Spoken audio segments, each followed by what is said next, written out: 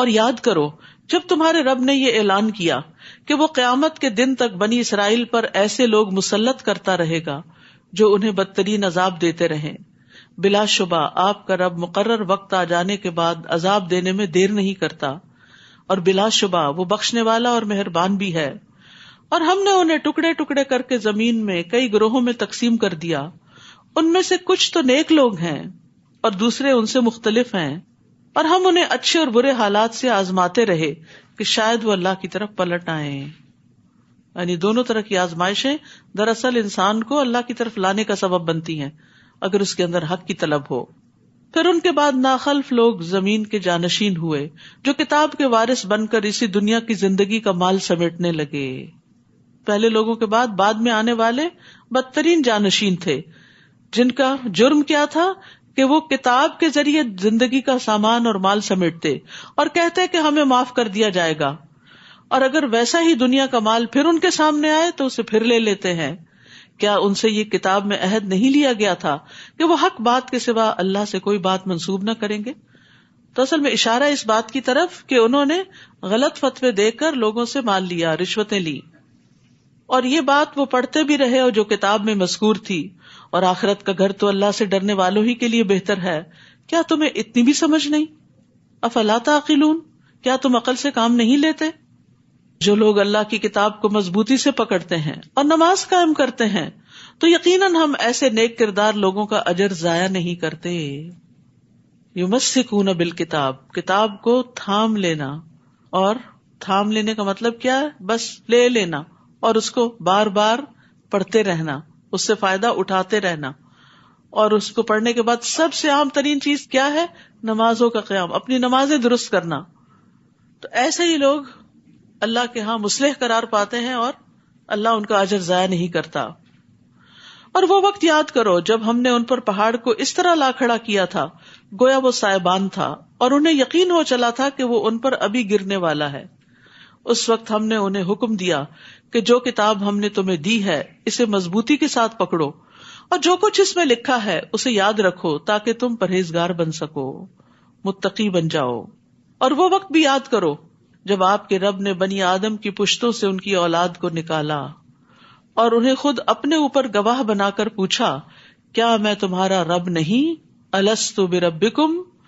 وہ ارواح کہنے لگی، کیوں نہیں، ہم یہ گواہی دیتے ہیں، اور یہ اس لیے کیا کہ قیامت کے دن تم نہ کہنے لگو کہ ہم اس بات سے بالکل بے خبر تھے۔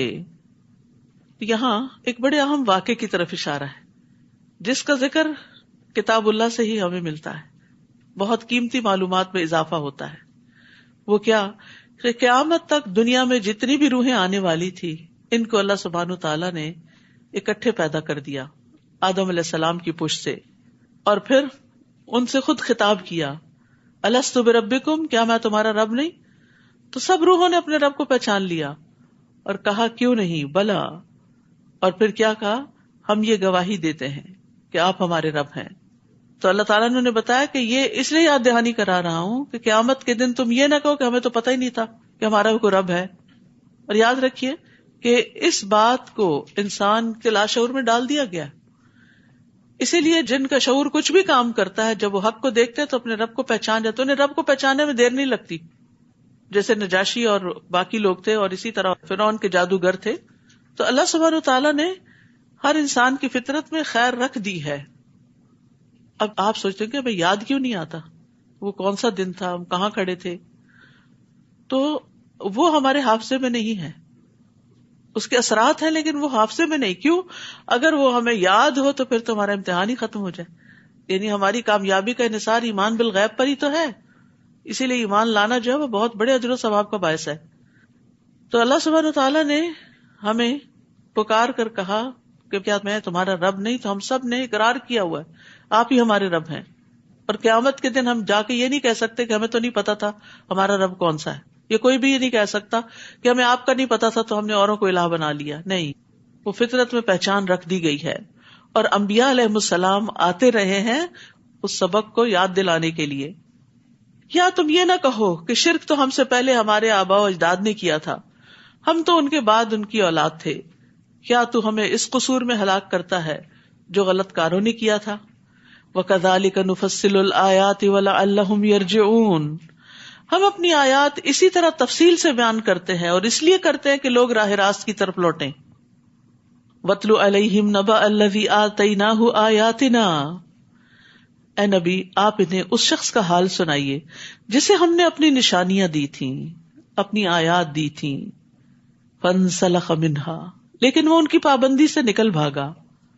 فَأَتْبَعَهُ الشَّيْطَانُ، تو پھر شیطان اس کے پیچھے لگ گیا. فَكَانَ مِنَ الْغَاوِينَ، چنانچہ وہ گمراہوں میں سے ہو گیا. تو یاد رکھیے علم آنے کے بعد بھی شیطانی وسوسے انسان کو حق سے دور کر دیتے ہیں. یہ واقعہ، یہ قصہ، یہ کہانی ایک بہت بڑے عالم کی ہے کہ جس کے پاس بہت علم تھا، لیکن شیطان نے اس کے اندر دنیا کی محبت ڈال دی. لہٰذا وہ دین چھوڑ کر، علم چھوڑ کر دنیا کے پیچھے دوڑنے لگا اور اللہ کی آیات کو اس نے بھلا دیا.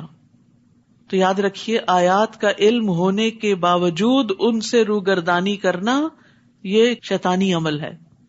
پتہ بھی ہے پھر بھی نہیں عمل کر رہے ان پر، کیونکہ شیطان پیچھے پڑا ہوا ہے.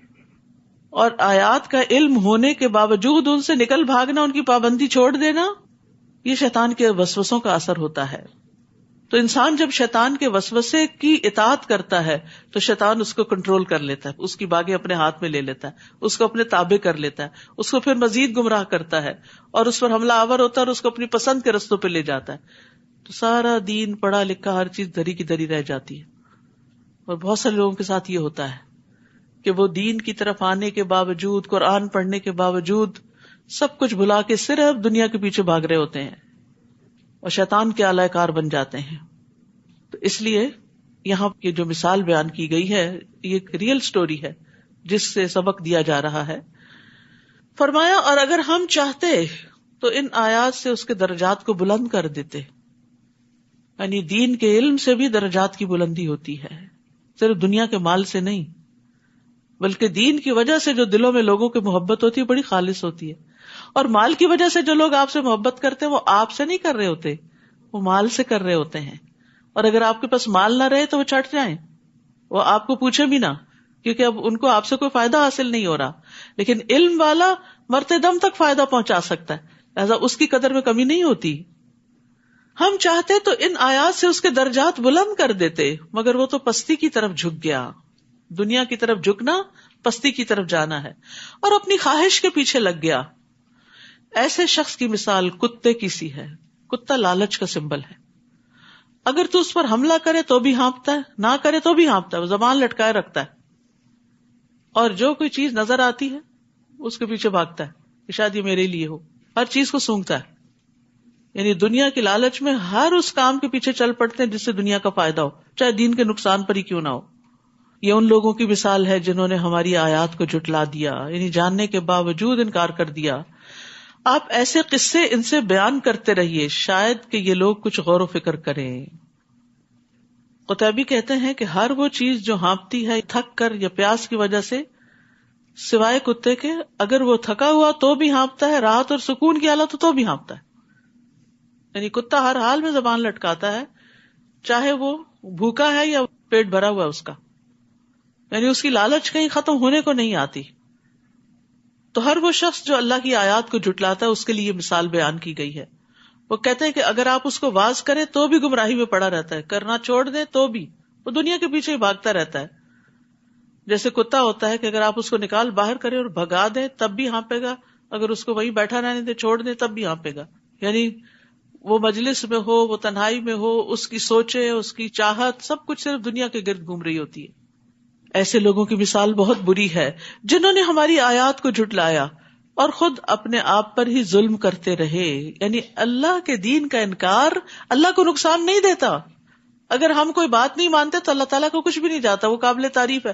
زمین اور آسمان کی ہر چیز اس کی تعریف بیان کر رہی ہے، ہر چیز، اس کو فرق نہیں پڑتا. لیکن اتنے بڑے خزانے کا انکار کرنے والے خود محروم رہ جاتے ہیں.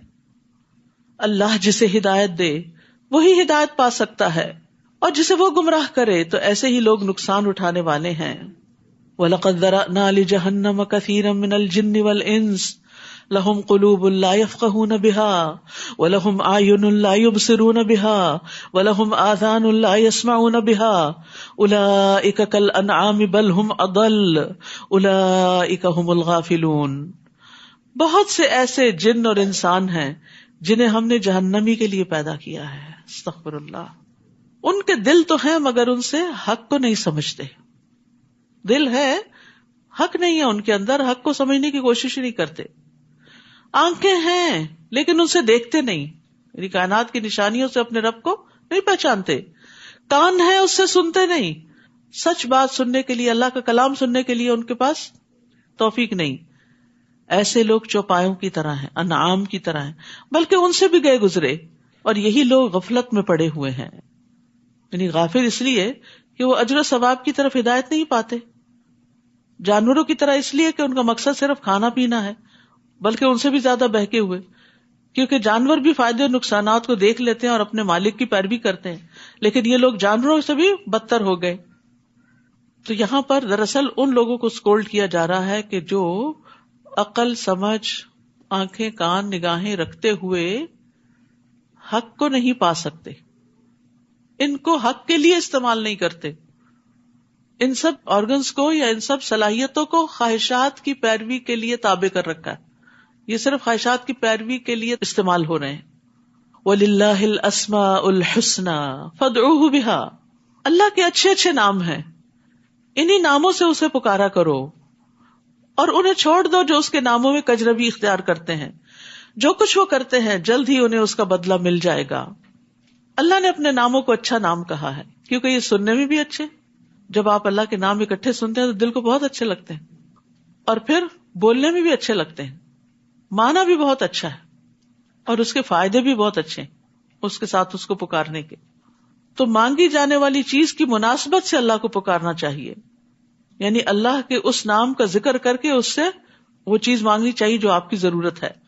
جیسے آپ کہے اے رحیم تو رحم فرما, اے فیصلہ کرنے والے تو میرے لیے فیصلہ کر دے, اے رحمان تو مجھ پر رحمت فرما, اے رزاق تو مجھے رزق وافر عطا فرما. اگر کوئی رستے بند ہو گئے ہوں, یا فتاح میرے لیے خیر کے رستے کھول دے. تو یعنی اس نام اور کام کی مناسبت سے اگر اللہ کے نام لے کے پکارے تو انشاءاللہ دعائیں قبول ہوں گی.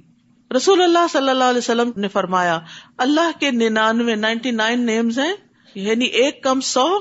جو شخص ان سب کو محفوظ رکھے گا وہ جنت میں جائے گا. احصاها کا لفظ آیا ہے, جو ان کو شمار کرے گا, یعنی جو ان کو اچھے طریقے سے پڑھے گا اور ادا کرنے کی قدرت رکھے گا, اور اس کے ساتھ ساتھ اللہ کی حدود کی حفاظت کرے گا, ان کے معنی کو سمجھے گا, ان پر ایمان لے آئے گا, تو اس کے لیے یہ جنت میں جانے کا ذریعہ ہے. اور جو لوگ اللہ کے ناموں میں الحاد کریں, اللہ سبحانہ وتعالیٰ کے وہ نام جو قرآن و سنت میں ہیں ان کو چھوڑ کر خود ساختہ نام بنا لیں, تو یہ الحاد ہوتا ہے. تو جو لوگ الحاد کرتے ہیں ان کی سزا بھی بتائی گئی. فرمایا آپ ان کو چھوڑ دیں, ان کے پیچھے نہ چلے, اور پھر عنقریب وہ اپنے کیے کا بدلہ پائیں گے. اور ہماری مخلوق میں سے ایک گروہ ایسا بھی ہے جو حق کی طرف رہنمائی کرتے ہیں اور اسی کے مطابق انصاف کرتے ہیں. اللہ نے ان کی تعریف فرمائی ہے. اور جن لوگوں نے ہماری آیات کو جھٹلایا ہم انہیں اس طرح بتدریج تباہی کی طرف لے جائیں گے کہ انہیں خبر تک نہ ہوگی. استدراج کل بھی کہتے ہیں, اس کا مطلب ہے شیطان ان کے لیے اعمال مزین کر دیتا ہے اور ان کو پھر ہلاکت تک پہنچا دیتا ہے. ضحاک کہتے ہیں استدراج کا مطلب ہے کہ وہ جب کوئی نئی نافرمانی کرتے ہیں تو ہم ان کو کوئی نئی نعمت دے دیتے ہیں, ڈھیل دے دیتے ہیں. سفیان ثوری کہتے ہیں ہم ان کو نعمتوں میں فراخی اور وسعت عطا کرتے ہیں اور ان کو شکر ادا کرنا بھلا دیتے ہیں. تو جو لوگ آیات کا انکار کریں, اللہ کا انکار کریں, اس کے دین اس کی کتاب کا انکار کریں, پھر اللہ سبحانہ وتعالیٰ ان کو اپنا آپ بھی بلوا دیتا ہے. وَأُمْلِي لَهُمْ إِنَّ كَيْدِي مَتِينٌ, اور میں انہیں ڈھیل دے رہا ہوں, یقیناً میری تدبیر کا کوئی توڑ نہیں. کیا انہوں نے کبھی نہیں سوچا کہ ان کے ساتھی محمد صلی اللہ علیہ وسلم کو کوئی جنون نہیں؟ وہ تو محض ایک کھلم کھلے ڈرانے والے ہیں. کیا انہوں نے آسمان اور زمین کی حکومت اور جو چیز بھی اللہ نے پیدا کی ہے ان میں کبھی غور نہیں کیا؟ اور کیا یہ بھی نہیں سوچا کہ شاید ان کی زندگی کی مدت قریب آ لگی ہو, ختم ہو رہی ہو؟ تو پیغمبر کی اس تنبیہ کے بعد اور کون سی بات ہوگی جس پر یہ ایمان لائیں گے؟ جسے اللہ گمراہ کر دے اسے کوئی ہدایت دینے والا نہیں, اور وہ انہیں ان کی سرکشی میں چھوڑا کہ سر ٹکراتے پھریں. لوگ آپ سے پوچھتے ہیں کہ قیامت کب قائم ہوگی، آپ ان سے کہیے یہ بات تو میرا رب ہی جانتا ہے، وہی اسے اس کے وقت پر ظاہر کرے گا، اور یہ آسمانوں اور زمین کا بڑا بھاری حادثہ ہوگا جو یکدم تم پر آ پڑے گا. یعنی قیامت کا آنا زمین پر سب سے بڑا حادثہ ہے. لوگ آپ سے یوں پوچھتے ہیں جیسے آپ ہر وقت اس کی ٹو میں لگے ہوئے ہوں، یعنی قیامت ہی کے بارے میں سوچتے رہیں. ان سے کہیے اس کا علم تو اللہ ہی کو ہے، مگر اکثر لوگ اس حقیقت کو نہیں جانتے. قُل لَا أَمْلِكُ لِنَفْسِي نَفْعًا وَلَا ضَرًّا إِلَّا مَا شَاءَ اللَّهُ، آپ کہہ دیجئے مجھے تو خود اپنے آپ کو بھی نفع یا نقصان پہنچانے کا اختیار نہیں. یہ کس کو کہا جا رہا ہے؟ نبی صلی اللہ علیہ وسلم کو. نفع نقصان کا اصل مالک کون ہے؟ صرف اللہ. نبی صلی اللہ علیہ وسلم کے پاس بھی اختیار نہیں. آپ سے جو نفع انسانوں کو پہنچا وہ وہی ہے جو اللہ نے ان کو دیا، لیکن الٹیمیٹ نفع نقصان کا مالک صرف اور صرف اللہ تعالیٰ ہے. اور بندوں سے بھی بندوں کو جو نفع پہنچتا ہے نا، اس کا بھی اللہ اذن دے تو پہنچتا ہے. اللہ ہی جو کچھ چاہتا ہے وہ ہوتا ہے. اور اگر میں غیب جانتا ہوتا، یہ پیغمبر کہہ رہے ہیں نبی صلی اللہ علیہ وسلم، اگر میں غیب جانتا ہوتا تو بہت سی بھلائیاں حاصل کر لیتا، مجھے کبھی کوئی تکلیف نہ پہنچتی، پہلے سے ہی بندوبست کر لیتا، سد باب کر لیتا. میں تو محض ایک ڈرانے والا اور بشارت دینے والا ہوں ان لوگوں کے لیے جو ایمان لے آئیں. وہی تو ہے جس نے تمہیں ایک جان سے پیدا کیا اور اس سے اس کی بیوی بنائی تاکہ اس کے ہاں سکون حاصل کرے. تو ایک عورت کا جو اہم ترین رول ہے زندگی میں وہ ہے شوہر کے لیے باعث سکون ہونا. یہ اس کی بہت بڑی عبادت ہے تاکہ وہ باہر کے بڑے بڑے کام کر سکے. باہر کی دنیا کے چیلنجز بہت بڑے ہوتے ہیں، اس کے لیے گھر کے اندر سکون چاہیے ہوتا ہے، لیکن ہم اپنے کاموں کو بہت بڑا سمجھتے ہیں. اس کا یہ مطلب نہیں کہ بیوی کو سکون نہیں چاہیے اور اس کو سکون نہیں حاصل کرنا چاہیے، اس کی طلب نہیں ہونی چاہیے. نہیں، یہ تو دو طرفہ ہی ہوتا ہے، لیکن بیوی کا رول اس میں زیادہ ہے. گھر کو پرسکون کرنے میں بیوی کا رول کہیں زیادہ ہے مرد سے. مرد تو مہمان کی طرح سارا دن کے بعد کام کر کے آتا ہے، پھر رات گزار کے پھر صبح کام پہ چل پڑتا ہے. تو اس لیے گھر کی ذمہ داری چونکہ عورت پر ہے اور گھر کا سکون بھی عورت مینٹین کرتی ہے، تو اس کی طرف اسے متوجہ کیا گیا. پھر جب کسی مرد نے اپنی بیوی سے صحبت کی تو اسے ہلکا سا حمل ہو گیا، پریگننسی ہو گئی، جس کے ساتھ وہ چلتی پھرتی رہی. پھر جب وہ بوجھل ہو گئی یعنی آخری مہینوں میں، تو دونوں اپنے رب سے دعا کرنے لگے کہ اگر تو ہمیں تندرست بچہ عطا کرے تو یقیناً ہم شکر کرنے والوں میں سے ہوں گے. پھر جب اللہ نے انہیں تندرست لڑکا دے دیا تو وہ اللہ کی بخشش میں دوسروں کو شریک بنانے لگے، جبکہ اللہ ایسی چیزوں سے بلند تر ہے جو یہ لوگ شریک ٹھہراتے ہیں. ایشرکون ما لا یخلق شیئا وہم یخلقون، کیا وہ ایسی چیزوں کو شریک ٹھہراتے ہیں جن کا کسی چیز کو پیدا کرنا تو درکنار ہو، خود پیدا کیے جاتے ہیں. یعنی اگر انسان کو ہی شریک ٹھہراتے ہیں تو انسان تو خود پیدا کیا جاتا ہے، تو اللہ کے برابر کیسے ہو سکتا ہے؟ بنانے والا اور بننے والا ایک تھوڑی ہوتے ہیں. بلا یستطیعون لہم نصرا ولا انفسہم ینصرون، وہ نہ تو ان کی مدد کر سکتے ہیں اور نہ ہی اپنی مدد کر سکتے ہیں. یعنی جن ہستیوں کو بھی، جن چیزوں کو بھی، جن پتھروں یا لکڑی کے بنائے ہوئے بتوں کو لوگ حاجت روا اور مشکل کشا سمجھتے ہیں، تو یہ دراصل اپنے آپ کو ہی دھوکہ دے رہے ہیں. کوئی کسی کی مدد نہیں کر سکتا غائبانہ طور پر، اور نہ ہی کوئی اپنی مدد کر سکتا، وہ بھی اللہ ہی کرتا ہے. اگر تم انہیں راہ راست کی طرف بلاؤ تو تمہاری پیروی نہیں کریں گے. تم انہیں بلاؤ یا خاموش رہو، تمہارے لیے ایک ہی بات ہے. جن لوگوں کو تم اللہ کے سوا پکارتے ہو وہ تمہاری طرح کے بندے ہیں. اگر تم اپنے دعوے میں سچے ہو تو ضروری ہے کہ جب انہیں پکارو تو وہ تمہیں اس کا جواب دیں. الہم رجل یمشون بہا ام لہم ایدی یبطشون بہا ام لہم اعین یبصرون بہا ام لہم آذان یسمعون بہا قل ادعوا شرکاءکم ثم کیدون فلا تنظرون. کیا ان کے پاؤں ہیں جن سے وہ چلتے ہوئے، جن کو یہ پکارتے ہیں، جو بت کھڑے کیے ہوئے انہوں نے جگہ جگہ اور ان سے مرادیں مانتے ہیں اور دعائیں کرتے ہیں، یہ بتائے کہ کیا وہ کہیں چلتے پھرتے بھی ہیں یا بس کھڑے ہی رہتے ہیں ایک جگہ پر؟ یا ان کے ہاتھ ہیں جن سے وہ پکڑتے ہوں، یا ان کی آنکھیں ہیں جن سے دیکھتے ہوں، یا ان کے کان ہیں جن سے سنتے ہوں؟ آپ ان سے کہیے کہ اپنے سارے شریکوں کو بلاؤ اور میرا جو کچھ بگاڑ سکتے ہو بگاڑو اور مجھے مہلت بھی نہ دو. تو یہاں پر اللہ سبحانہ تعالیٰ نے پاؤں، ہاتھ، آنکھوں اور کانوں کا خاص ذکر کیا ہے، کیونکہ یہ ہدایت حاصل کرنے کے خاص ذرائع ہیں، علم کے حصول کے لیے، کوشش کرنے کے لیے، دوسروں کی مدد کرنے کے لیے. تو اس لیے کہا کہ غیر اللہ کے پاس تو یہ ساری فیکلٹیز ہی نہیں ہے، تو وہ تمہاری مدد کہاں سے کریں گے؟ ان ولی اللہ الذی نزل الکتاب وہو یتولی الصالحین، میرا تو سرپرست وہ اللہ ہے جس نے یہ کتاب نازل کی اور وہی نیک آدمیوں کی سرپرستی فرماتا ہے. اگر آپ چاہتے ہیں کہ اللہ آپ کا سرپرست ہو جائے، آپ کے سارے کاموں کو سنوار دے، تو اللہ سے دوستی کریں، اللہ کے قریب کرنے والے اعمال اختیار کریں. اور یہاں وعدہ کیا جا رہا ہے وَهُوَ يَتَوَلَّى الصَّالِحِينَ، اور جنہیں تم اللہ کے سوا پکارتے ہو وہ تمہاری کیا مدد کریں گے؟ وہ تو اپنی مدد بھی نہیں کر سکتے. تو یہ اللہ کی دی ہوئی رہنمائی ہے نا کہ کہاں سے مدد ملے گی اور کہاں سے نہیں ملے گی. وَإِن تَدْعُوهُمْ إِلَى الْهُدَى لَا يَسْمَعُوا، بلکہ اگر تم انہیں ہدایت کی طرف بلاؤ تو وہ تمہاری بات سن بھی نہیں سکتے. تمہیں ایسا نظر آتا کہ وہ تمہاری طرف دیکھ رہے ہیں، حالانکہ فی الواقع کچھ بھی نہیں دیکھتے. خذ العفو وأمر بالعرف وأعرض عن الجاہلین، اے نبی صلی اللہ علیہ وسلم درگزر کرنے کا رویہ اختیار کیجئے، معروف کاموں کا حکم دیجئے اور جاہلوں سے کنارہ کشی اختیار کیجئے. تو ہمارے دین نے ہمیں کیا سکھایا کہ ہم جاہلوں سے اعراض برتا کریں. اب یہاں اس کا تعلق خذ العفو وأمر بالعرف سے کیوں ہے؟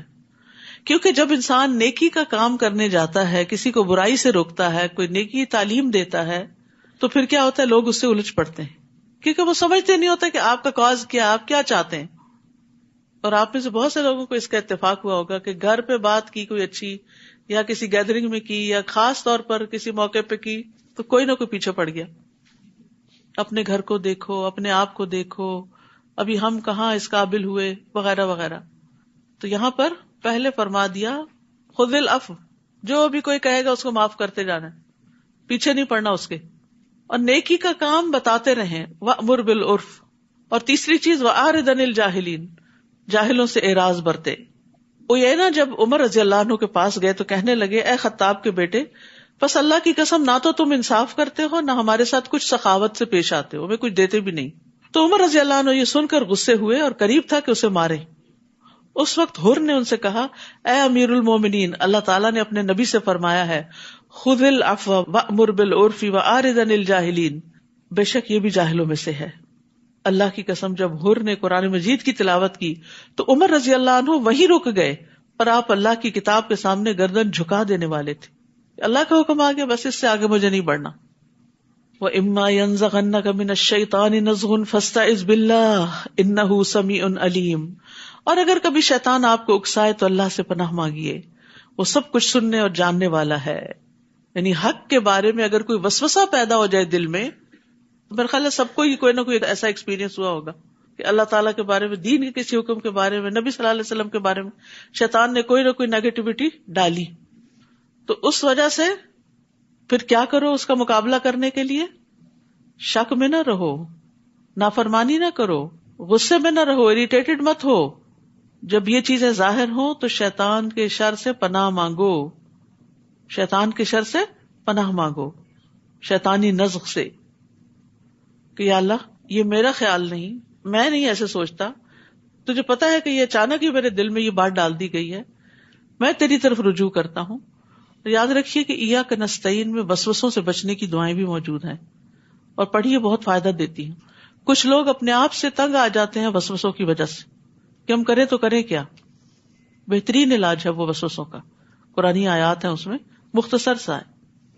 ان الذین اتقوا اذا مسهم طائف من الشیطان تذکروا فاذا هم مبصرون، بلا شبہ جو لوگ اللہ سے ڈرتے ہیں، تقوی اختیار کرتے ہیں، جب کوئی شیطانی وسوسہ چھو بھی جاتا ہے تو چونک پڑتے ہیں اور فوراً صحیح صورتحال دیکھنے لگتے ہیں. یعنی ایمان والے وسوسے کو بھانپ جاتے ہیں، غور و فکر کرتے ہوئے اپنی غلطیوں کے مواقع کو دیکھ لیتے ہیں، لغزش کھا جائے تو فوراً توبہ کرتے ہیں، ہر شر سے بچنے کا ذریعہ اختیار کرتے ہیں، یعنی ذکر زیادہ کرتے ہیں. تو ذکر جو ہے یہ شیطانی حملوں سے بچاؤ کا مضبوط قلعہ ہے. یحییٰ علیہ السلام نے بیت المقدس میں بنی اسرائیل کو جمع کیا.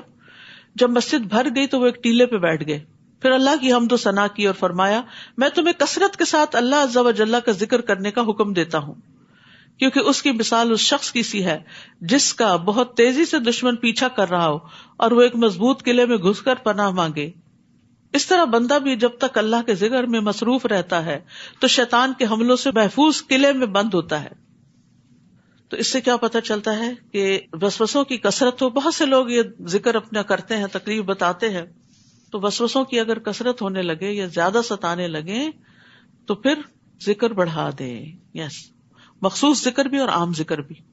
اور ان شیطانوں کے بھائی انہیں گمراہی میں کھینچے چلے جاتے ہیں اور اس میں کوئی کسر نہیں اٹھا رکھتے. اور جب آپ ان کے پاس کوئی معجزہ نہ لائے تو کہتے ہیں تم نے خود ہی کوئی معجزہ کیوں نہ منتخب کر لیا. آپ ان سے کہیے میں تو صرف اس چیز کی پیروی کرتا ہوں جو میرے رب کی طرف سے مجھ پر وحی کی جاتی ہے. یہ تمہارے رب کی طرف سے بصیرت افروز دلائل ہیں اور ہدایت اور رحمت ہے ان لوگوں کے لیے جو ایمان لاتے ہیں. وَإِذَا قُرِئَ الْقُرْآنُ فَاسْتَمِعُوا لَهُ وَأَنصِتُوا لَعَلَّكُمْ تُرْحَمُونَ. اور جب قرآن پڑھا جائے تو اسے غور سے سنو اور خاموش رہو شاید کہ تم پر رحم کیا جائے. تو جو لوگ چاہتے ہیں کہ اللہ کی رحمت آئے ہم پر، وہ پوری توجہ سے قرآن مجید سنا کریں. اور یہاں پر دو باتیں فرمائی گئی، فَاسْتَمِعُوا وَأَنصِتُوا. تو پہلا درجہ کیا ہے کہ انسان بات چیت چھوڑ دے، فون اٹینڈ کرنا چھوڑ دے اور اس طرح کے اور چیزوں سے قطع تعلق ہو جائے. اور صرف اتنا ہی کافی نہیں، اپنے ذہن کو بھی بھٹکنے سے بچائے، خود بھی خاموش رہے اور پوری توجہ سے دل و جان کو حاضر کر کے اللہ کے کلام کو سمجھنے کی فکر کرے. تو قرآن سنتے وقت کان لگا دینے چاہیے، شور و غل سے بچنا چاہیے، پاس بہت زور زور سے باتیں نہیں کرنی چاہیے. ابن عثیمین کہتے ہیں جب کسی انسان کے پاس قرآن پڑھا جا رہا ہو تو اس کے لیے جائز نہیں کہ وہ غافل اور بے خبر ہو، یعنی اس کو سمجھ بھی ہو کہ کیا بات ہو رہی ہے، یا کسی اور سے گفتگو کر رہا ہو، بلکہ اسے چاہیے کہ وہ کان لگا کر اور چپ ہو کر سنے تاکہ اسے اللہ کی رحمت حاصل ہو. وَاذْكُرْ رَبَّكَ فِي نَفْسِكَ تَضَرُّعًا وَخِيفَةً وَدُونَ الْجَهْرِ مِنَ الْقَوْلِ بِالْغُدُوِّ وَالْآصَالِ وَلَا تَكُن مِّنَ الْغَافِلِينَ. اور اے نبی اپنے رب کو صبح و شام دل ہی دل میں عاجزی، خوف کے ساتھ اور زبان سے بھی ہلکی آواز سے یاد کیجیے، اور ان لوگوں میں سے نہ ہو جائیے جو غفلت میں پڑے ہوئے ہیں. یہاں دو تین چیزیں بڑی اہم ہیں. نمبر 1، صبح اور شام رب کا ذکر کرنا. تو یہ جو مسنون اذکار ہیں جو نبی صلی اللہ علیہ وسلم سے ثابت ہیں، صبح و شام کی دعائیں وہ لازم پکڑ لیں، اس میں حفاظت کی دعائیں بھی ہیں. پھر دوسری بات یہ کہ صبح بھی دعائیں مانگنی چاہیے اور شام کو بھی مانگنی چاہیے. تیسری بات یہ کہ دل میں عاجزی ہونی چاہیے دعا مانگتے وقت. یہ نہیں کہ دل میں کہ میرے پاس بڑی دولت ہے اور میں تو ایسا اور ایسا کر دوں گا، ایسی باتیں دل سے نکال دیں. اور پھر عاجزی کے ساتھ اور خوف کے ساتھ اور زبان سے بھی ہلکی آواز کے ساتھ اللہ کو یاد کریں، اور ان لوگوں میں سے نہ ہوں جو غفلت میں پڑے ہوئے ہیں. تو دعائیں مانگتے ہوئے خشوع و خضوع بڑا ضروری ہوتا ہے. اللہ تعالیٰ اس دل کی دعا نہیں سنتا جو غافل ہو، جو مشغول ہو کسی اور چیز میں اور منہ سے کر رہا ہو دعا. تو حاضر دل سے دعا کرنی چاہیے. رسول اللہ صلی اللہ علیہ وسلم نے فرمایا اللہ سے قبولیت کے یقین کے ساتھ دعا مانگا کرو اور جان لو کہ بے شک اللہ غافل اور لہو و لعب میں مشغول دل کی دعا قبول نہیں کرتا. اور پھر پورے یقین اور اعتماد کے ساتھ دعا کرنی چاہیے. یہ نہیں کہنا چاہیے اللہ تو اگر چاہے تو معاف کر، نہیں چاہتا تو نہیں، اللہ تو معاف ہی کر، کیونکہ معافی ہی ہماری ضرورت ہے. ان الذین عند ربک لا یستکبرون عن عبادتہ ویسبحونہ ولہ یسجدون. اور جو لوگ فرشتے آپ کے رب کے ہاں موجود ہیں وہ کبھی اس کی بندگی سے اکڑتے نہیں، وہ اس کی تسبیح کرتے اور اس کے آگے سجدہ کرتے ہیں. سجدہ تلاوت ہے، سجدہ تلاوت جو ہے وہ سنت ہے. نبی صلی اللہ علیہ وسلم اس کا اہتمام کرتے تھے. حضرت ابن عمر کہتے ہیں کہ نبی صلی اللہ علیہ وسلم قرآن کی قرات کرتے، پس آپ اس سورت کی قرات کرتے جس میں سجدہ ہوتا تو آپ سجدہ کرتے، ہم بھی آپ کے ساتھ سجدہ کرتے، حتیٰ کہ ہم میں سے بعض کو اپنی پیشانی رکھنے کی بھی جگہ نہ ملتی تھی تو وہ کیا کرتا دوسرے کے اوپر یا جھک کے بس اشارے سے سجدہ کر لیتا تھا. تو اب آپ ایسا کیجئے کہ اپنی اپنی جگہوں پہ جھک جائیے. میں بھی اس طرف منہ کر کے اس قبلے کی طرف جھک جاتی ہوں، اگرچہ اس کے لیے قبلے کی طرف ہونا شرط نہیں. جہاں آپ بیٹھے ہیں قرآن پڑھ رہے ہیں تو آپ اس میں جھک جائیے. اس سجدے میں جاتے ہوئے اللہ اکبر کہتے ہیں، اٹھتے ہوئے نہیں کہتے. اور سجد وجہ للذی خلقہ وشق سمعہ والی دعا بھی پڑھ سکتے ہیں، ورنہ سبحان ربی الاعلی بھی کر سکتے ہیں 3 دفعہ، اور اس میں سلام بھی نہیں.